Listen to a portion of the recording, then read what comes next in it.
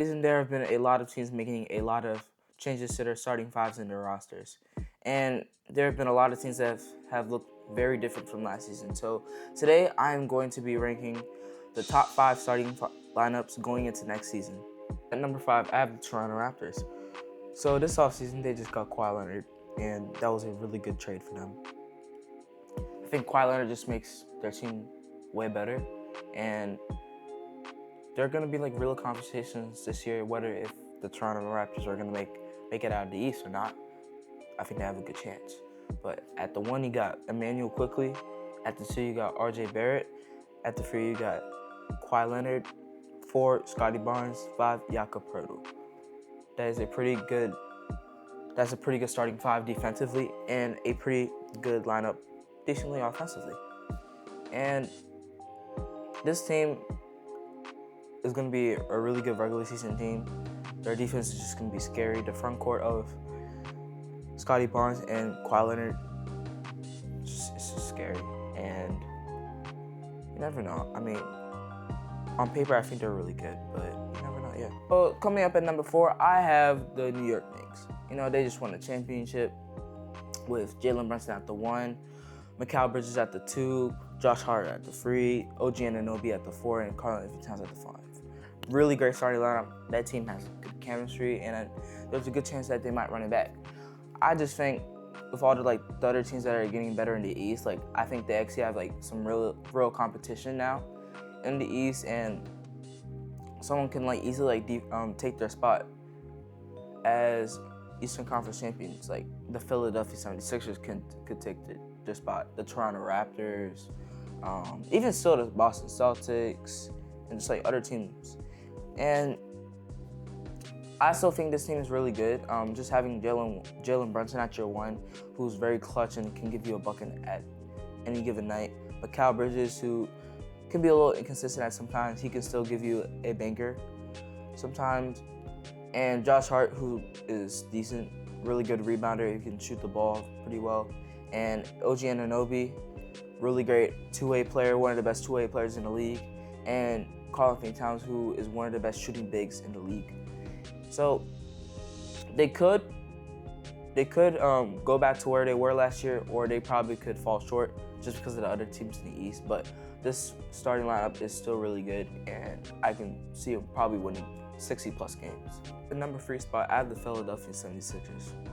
So the Philadelphia 76ers have had the best offseason out of all the teams in the NBA. And the reason why I say that is because obviously they got JB, they got LeBron, they got Dean Wade, really good defender. They just drafted LeBaron Fowler Jr.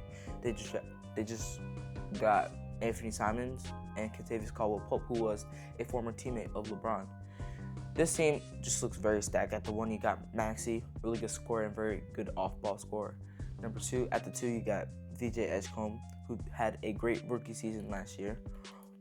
I think he's going to be really good with the help of LeBron James as kind of like a mentor.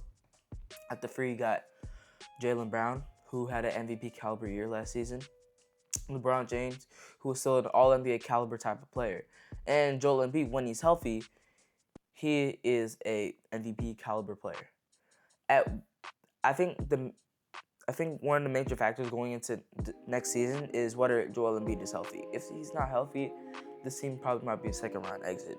But if everyone's healthy, this team is going to be dominating the whole of next season. Their offense is looking really good. Their defense is actually pretty solid with Jaylen Brown and Joel Embiid, who are pretty decent defenders. Even VJ Edgecombe, very decent defender. And this team has athleticism. Tyrese Maxey, one of the fastest players in the league. Jaylen Brown also one of the most athletic players in the league. And VJ Edgecombe, looking very athletic. And the bench, not really the best, but the starting five, you could honestly put them at number one if you want. I think on paper they're probably the best starting five in the league, but going into next season, I think they're going to be pretty good. Coming up at number two, I have the Oklahoma City Thunder. So they kind of got a little bit worse this offseason, and the only reason why I say that is because they lost Lou Dort, and he was a key part to their starting five going into last season. He was a really good defender for them, but you know, you lose some players sometimes. The only reason why they traded him was just to save some money, and yeah. But going into next season, you got Shai Gilgeous-Alexander at the 1, who's probably going to win MVP next year again. And you got Cason Wallace, really good player after what he did in Game 7 of the conference finals. Really good player, really good defender. At the 3, you got Jalen Williams, who, when he's healthy, he's probably maybe a top 20 player, and he's all-NBA caliber. At the 4, you got Chet Holmgren, like when he locks in, also all-NBA type of player. And Isaiah Hartenstein, really good defender and really decent center who has a nice floater. But even though they've lost some depth going into next season, they're probably still going to be as dominant as they were last season. They probably might go back to the finals. But I think, you know, like with the teams in the East and some of the teams in the West that got better and how they got like slightly worse, I think they might take a little bit of a step back, but they probably still might be as dominant as they were last season. Up at number 1, I have the San Antonio Spurs. So last year they made the NBA Finals, and even though they lost in 5, one of the main reasons why they lost was because of their youth. At the 1, you got De'Aaron Fox, who is still a really good player, even though after his performance in the finals. At 2, you got Stephon Castle, who is a really good defender and very explosive at the rim. At the 3, you got Devin Vassell, who's a really good shooter and a pretty good defender. And at the 4, you got a new player that they just signed, Tobias Harris, who is still a really good player who can still give you 13 a night. And at the 5, you got literally the best player on the planet, Victor Wembanyama, who is just getting better every single season.